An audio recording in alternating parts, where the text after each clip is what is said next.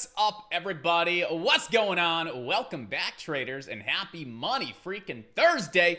I am very excited, if you can't tell, to be here this morning. I am ready to rock and roll, attack this market, and lock in some amazing profits if and only if the opportunities are there. But we're going to take some time to break everything down, talk about what we got going on for today, identify those amazing opportunities, and get you guys prepared to have an amazing day. All right, we got 2 days left to end the week. We got 2 days left to end the month. So let's make sure that we're doing it strong and profitable. All right, that's the goal. Preserve the capital. Don't give your hard-earned profits back. But if we have amazing opportunity, let's capitalize on it and let's keep adding to the bottom line, right? Let's end the month strong and profitable, guys. So before we do dive into it, all right, go ahead and hit me with a big old good morning if you're inside of chat. And if you're in the Zoom, as always, feel free to open the mic and shout a big old good morning as well.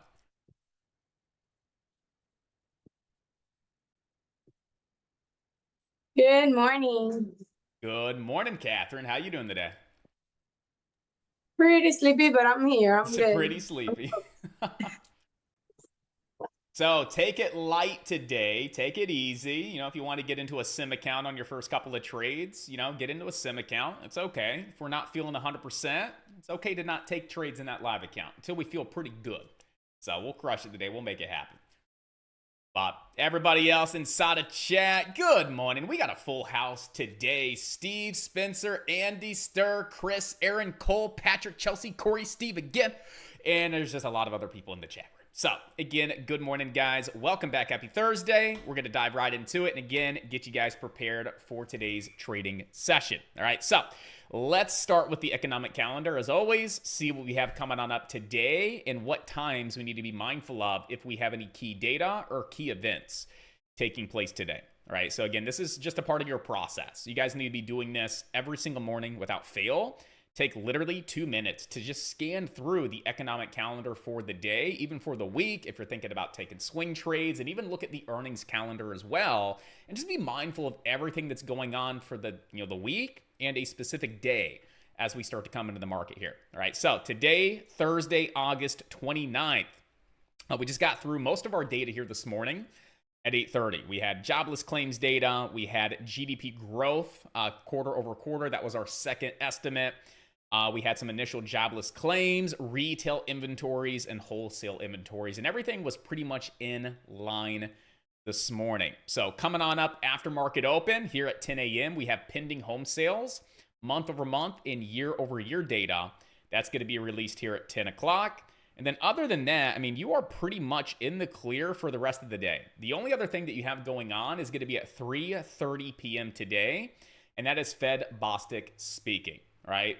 Also be mindful about tomorrow. If you guys are thinking about taking a swing trade into tomorrow, you need to always look to see, do you have any key, impactful economic data or any kind of event that's going to be taking place before market open? So let's look at tomorrow.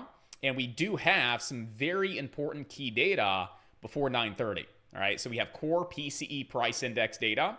We have personal income and personal spending month over month tomorrow at 8:30. So be very mindful of that. Core PCE is the Fed's preferred gauge of inflation. So this is like the main thing they're looking at. And so this is some very key important data that typically we see the market move to. All right, so be mindful of that. That's tomorrow at 8:30. Then we have Chicago PMI, Michigan consumer sentiment data tomorrow after market open. So tomorrow is another data heavy day. And today was as well. We got a little bit more coming on up. But other than that, guys, pretty much in the clear after 10 o'clock for today. So let's go right into the SPY, talk about what we got going on. Then we'll discuss QQQ. And then finally, we'll wrap it up with NVIDIA and talk about maybe some opportunity we have with NVIDIA today as well. So should only take us about, 10 minutes to really run through this thoroughly. That gives us 15 minutes before market open. We'll have some time to review your stocks as well today. So don't wait until like 9:25 to post up your ticker. Go ahead and have them ready, posted right now. So as soon as I'm done, I can just seamlessly roll right into your stocks. Take some time to analyze those, build some plans for you. And again, help you guys get prepared for the day. All right, so the SPY, here's what we're working with today. All right, we're going to have this line in the sand right here. I forgot to label this as the lits, But this is going to be our LITS for today on the SPY. It's going to be the zone here between 558.29 to 558.52. All right, that's going to be our make or break. All right, so above that level, we have an area of resistance here between 561.22 to 561.66. That's a really bad ending to that number, so we're just going to tick it down a notch. All right, so 561.65. It wasn't really a bad number. It was just my dyslexia. I thought it was 666 at the end. No, it was 166.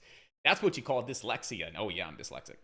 So that's going to be an upper zone of resistance. And then above that, we got one final key level of resistance here, up between 563.06 to 563.22. All right, below our line in the sand zone, we have this lower zone of support, which is going to be back down between 554.71 to 555.10. And really, today is a day that we're just looking at these zones, right? We don't have anything else to really do. Any like previous day retracements, extensions, any kind of multi-day trends. Like there's nothing else that really stands out to me on the SPY. Really, it just comes down to those, key zones that we just discussed. So let's go ahead and build the two plans to start the day. And the two plans are going to be based on what does the SPY do off that line in the sand if we get there. And again, that line in the sand is down between 558.29 to 558.52. Okay, and that's going to be a make or break. So if we see the SPY getting down into that zone and holding it as support, I would absolutely just look to play the SPY long into our next overhead zone of resistance. And if we see the SPY coming down and cracking below that key zone and retesting it as resistance, I would absolutely look to get short back down into that lower zone of daily support. And that's it, guys. It's a really simple day today, right? We're just going to wait for the market to open, the SPY, let it come down to that line in the sand, and simply see what happens, right? One of three things are going to happen. Number one, it gets there and it does not set up. There's just no opportunity. Number two, it comes down and it has a proper reversal setting up off that level that we can take it long. Or it simply comes down and cracks it, ideally retests it as resistance, and provides us with the opportunity to get short. Really simple approach, really simple plan. The most challenging part is waiting for the market to come to you, right? Being disciplined, remaining patient, and just waiting for the market to give you what you want it to give you, so you have a great trade in front of you. That's it, guys. That's everything we have on the SPY for today, and it's actually very similar here on QQQ as well. Right, we got one key zone on the Qs, and I actually like the Qs a lot more than the SPY. So I'm going to put more of my focus today here on QQQ. But we got this key line in the sand on the Qs down here between 471.31 to 471.70. That's going to be our make or break. Okay. Top resistance today on the Qs is up between 476.34 to 477.04, and then bottom support is going to be this lower gap. So the top end of the gap and then the bottom end of the gap, right? So the top end of this gap is at 468.42 and the bottom end is down at 465.11. So the top end of that gap will be an area of support if we're holding above it. We fall below it, we can see it turn resistance, and then your next level of support would be the bottom end of that daily gap at 465.11. So let's go ahead and build those two plans off that line in the sand, right? If we see the Qs open above it, which right now it looks like we will, I'd like to see the Qs come down into the zone and do one of two things. Either one, hold it as proper support. We start to see a nice intraday reversal taking place, and we could simply take this long, expecting to see some upside into our next significant daily zone of resistance. Or the Qs can crack that zone, and we could see a proper retest and stay below it as resistance. And if that's the opportunity we see, that nice, crack and retest off that daily zone, I would be very confident to look to play the Q short. Where to? First target's going to be 468.42. That's going to be the top end of the daily gap. And then final target would be a true gap fill down at the lower end at 465.11. Now, one thing I want to stress is this gap has not been filled. Look at the daily, okay? Have you filled the gap on a daily candle? You have not. Look at a 5-minute. Did you fill the gap? You did. But this does not count. A pre-market or post-market fill of a gap, you will see it respected. It is tradable, 100%, right? But this has technically not been filled because when we open here today, look at the daily, do we actually see a daily candle coming down and bouncing off that lower level? We do not. So that gap is still valid. That gap still could get filled here today or even tomorrow, right? So be mindful of that. But again, I want to just use this as an example on how this gap is still valid, even though it looks like we filled it here in pre-market. That's a tradable opportunity. You see the gap levels respected in pre-market. But again, it's not technically a daily gap fill because you need to see a daily candle fill it.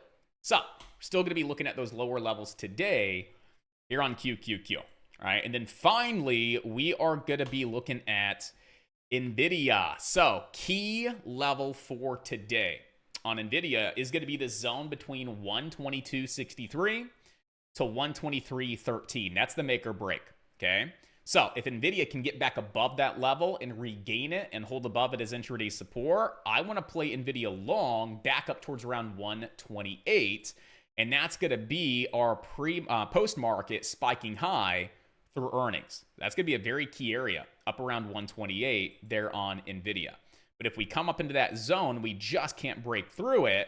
I see potential to get back down towards around 115.83. And that's where I'd be looking to take a short here on NVIDIA. It would be back down towards around that 115.83 level. So it's a very simple day, guys, right? We have, 3 great opportunities, right? The SPY and the Qs, there's always something there, I feel like. NVIDIA today, I like what we have. And it really just comes down to those lines in the sand, right? Those are going to be the make or breaks. So if you're looking at the SPY, ideally wait for it to come down into that line in the sand. You're looking at the Qs in NVIDIA, wait for something to take place and set up off that line in the sand. We see something set up, it's going to be a great trade. We can look to capitalize on it and make some money today, guys. All right? But focus on process. Focus on being patient and disciplined and just waiting for the market to come to you first. Set up properly, build your plans, right? And attack it. Simply go from there. So, do we have any questions about the SPY, the Qs, or NVIDIA for today? If so, go ahead and ask those. If not, let's start reviewing some other stocks that you may have on your watch list as well.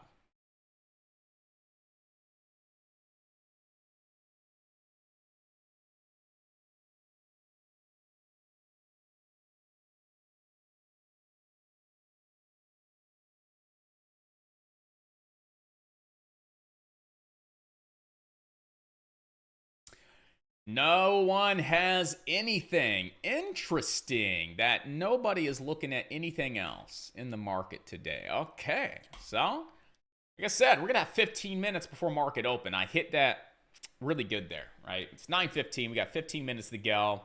Let's use the time wisely. Ideally, looking at stocks that have potential, things that you think could move today, things that you want to watch, maybe look for some opportunity on. Let's just review them together and see what we have.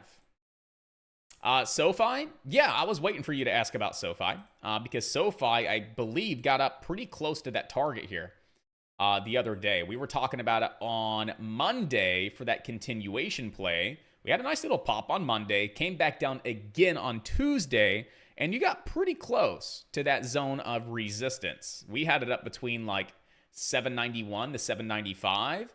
We ended up getting up to a high day of 789. So, I mean, we pretty much got there within those 2 days they're on SoFi. It really still does come back down to that zone. That's a pretty nice zone of support, and it's right up against the 200-day moving average as well. So I still say that this zone is a valid zone, and you have the 200 SMA up against it as well. So as long as we stay above, ideally 750, we could eventually see a move back on up. It may not happen today. It may take a couple of days of us finding support, really validating this level with a couple touch points before we start to really see it move on back up. But I would still say as long as it's above 750 and holding that 200 SMA, there is still some upside potential into that zone and possibly through that zone to come back up and retest some of those prior highs slightly above $8 there on SoFi. So where's she at right now? she's getting back above the zone. That's nice. You know, here below it yesterday, hitting it as resistance, dropping on off this morning, pushing above it, coming into it, holding it as support. Again, it's still looking pretty good above that zone. So if you're wanting to get long, you could look for a long down at that zone. If you're still in this trade, as long as you hold above 750, you still have some great potential up into the 790s, and then possibly, you know, a couple cents above $8 here in the short term. Yeah, absolutely. Just waiting for Apple for the gap fill rejection. Yeah, if Apple ever gets there, which it may happen today. We're getting a little bit closer on Apple, so let's keep this one on watch today. What is going on? All right, let's do that. So the gap here on Apple, we're going to go from wick to wick to start. So the bottom end of the gap is at 231.47. And the top end of that gap is at 232.34. So where's Apple at right now in pre-market? 230.44. I mean, we're definitely getting pretty close, aren't we? So let's put that to the top of the watch list, up against NVIDIA as well. And yeah, let's see if we get up to the top end of the gap today, and maybe there's a gap fill rejection. I mean, shoot, maybe there's a reason to take this long, even for a gap fill long. There's still about $1 that we can see this thing move to the long side. So I would even consider playing it long. Let it break inside the gap, hold the lower end as support. I would consider playing this long to the top end of that gap. There's about $1 of upside potential. We can capitalize on that. Absolutely. And then if we ever see Apple filling the gap and we have a proper rejection, we could absolutely look to play Apple short as well for a gap fill rejection. So yeah, Trucker Ed, man, I agree. I think we have some potential today or into tomorrow for Apple to possibly set up nice for a quick little long scalp intraday and maybe a nice short for the gap fill rejection. That could even lead to a multi-day swing trade as well if we have a really strong rejection, and we see some nice follow-through when that happens, if that even happens. So I like Apple. Worth keeping on watch today as well.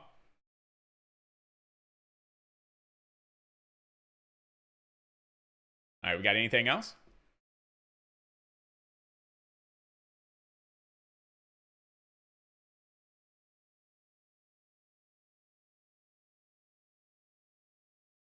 We have 10 minutes for market open. All right, any other questions? Let me know. It's a really simple day, guys. It really is. Let the market open. Again, as always, just let it come to you. We got a couple key areas to be focused on today, and if those levels are hit, respected, and validated, we'll probably have some opportunity to lock in some awesome freaking profits. I just want to say caution with everything tech this morning because of NVIDIA, the implied volatility crush. Just use a little bit of caution, everybody, especially with those 0 DTs. Yep, IVs yesterday, even on the spine, the Qs were up there into the close, 40-50% on the IV, which is not too normal, you know. And then also with Apple, the NVIDIA, 16, so Apple, NVIDIA, and Qs are 3 of the top 10 on Wall Street Bets trending list this morning. So again, caution with tech this morning. And one thing I will say too is just kind of keep an eye on the VIX in the coming days and weeks at like this 18 threshold. You know, we start to see the VIX, you know, popping back above 18. We could see some heightened volatility return to the market. That's just kind of just an area to just be mindful of. VIX above 18, we could probably start to expect some heightened volatility. And hey, there could be some downside if we see that take place. So that's kind of where my head is with the VIX. Right now we're at like a 15 on the VIX. Nothing crazy. We had a nice little spike yesterday on the VIX. We had some volatility in the market. Then we have one of the biggest names of earnings set to be released as well. So that was expected to have a little bit of a higher VIX yesterday, but coming back down towards around 15 here today.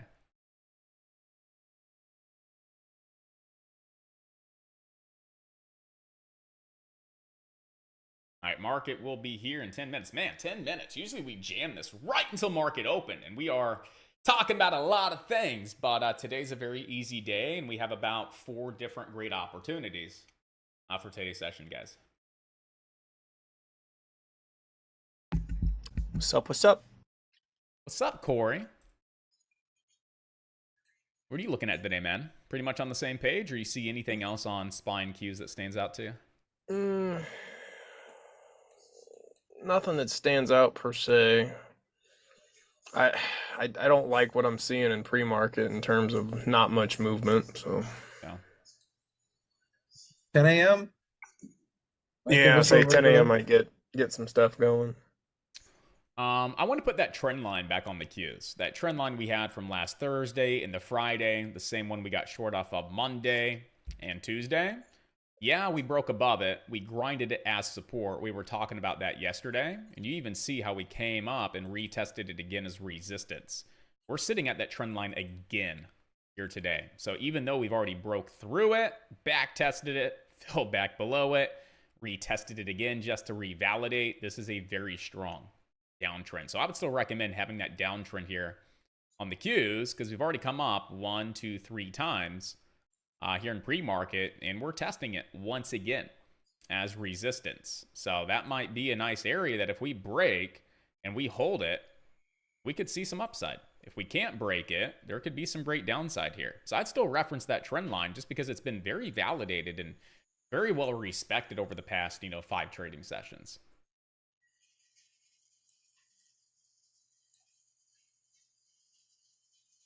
Feels like we have a lot of potential reasons to move down today.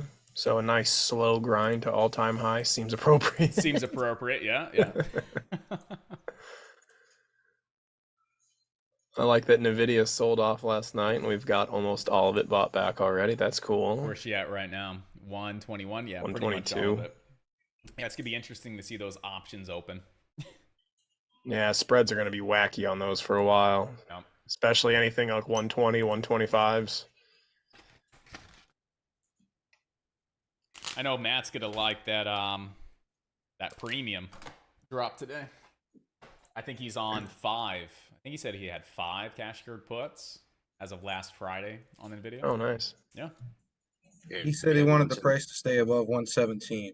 Above 117, yeah. So he's good on that. Almost wasn't. They dipped to 115 post market last night. Yes, it did. IWM could also see a gap fill rejection. Yeah, we got 7 minutes to go. Let's take a look at IWM. Where are you seeing a gap, buddy? I mean, From maybe 826 to teeny weeny gap. 827. Yeah, there's a teeny weeny one here. Itty bitty. Itty bitty. I see that. Yeah, you could. It's decent. You could see a little intraday scalp to the short side off the top end of that gap. I mean, what could you possibly catch? I mean, less than the dollar, about 80 cents, realistically, from top end to bottom end to play it how we would play the gap level. You get about 80 cents into your first target. Then maybe there's some follow through. So yeah, just be mindful that you're pretty limited. It's not like you can get a couple bucks out of it. You get about 80 cents maybe out of this. From 220.10 rejection back down to the bottom end of the gap at like 219.36.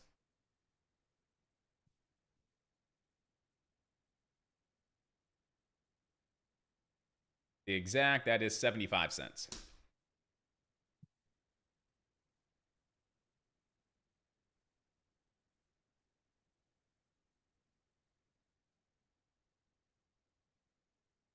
Neurogum? No, I've heard really good things about that Neurogum, though. I want to try it sometime. Anything else, traders? Anything?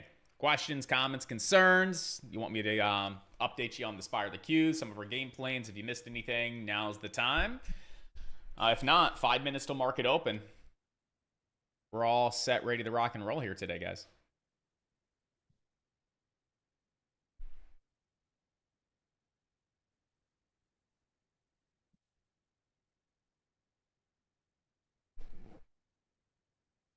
There's nothing that I can do.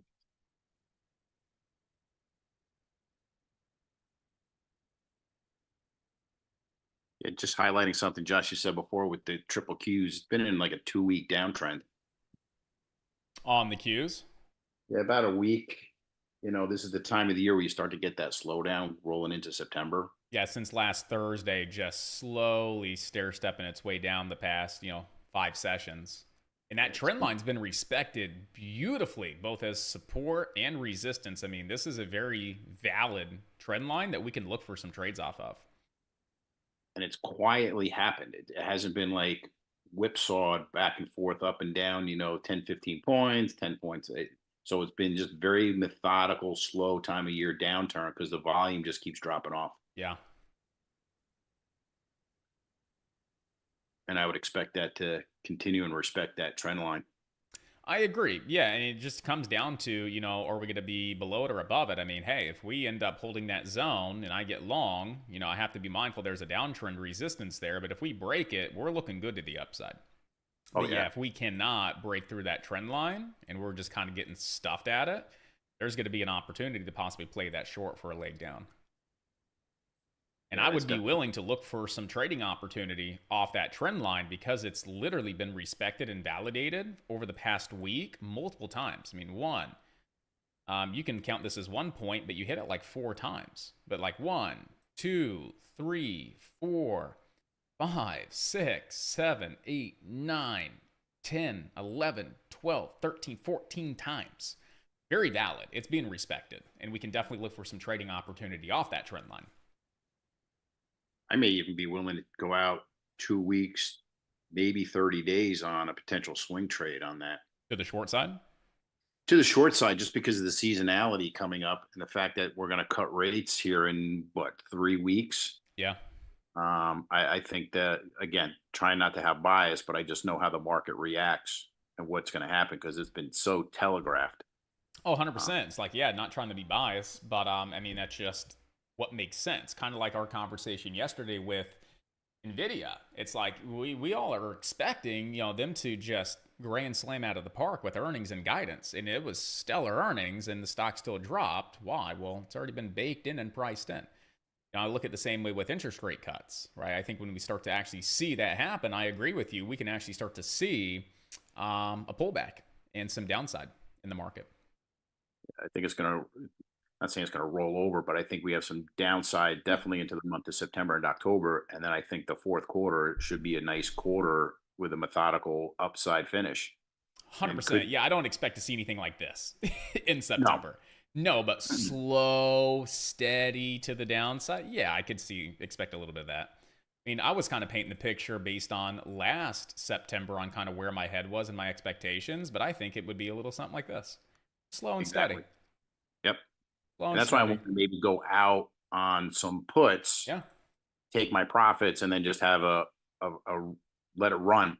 And not even sell the runner. Just let it run through the month of September. Let it run through September, maybe October, wait to see an actual bottom in the market. And then when you start to see that transition, flatten that out, flip into some calls, expecting it to get back up, maybe into those all-time highs come into the year. Exactly. That's exactly where my head is, and that's what I want to be doing as well. So let's go shopping today, maybe on some puts. Day and tomorrow will be a couple shopping days to see if there's anything there. Trying to get a head start, build some plans. What are we looking to do, and which contracts we want to be looking at here? Yeah, especially what I would expect chop today and tomorrow. Do you? Yeah, well, just because again, people going on vacation. I mean, your trader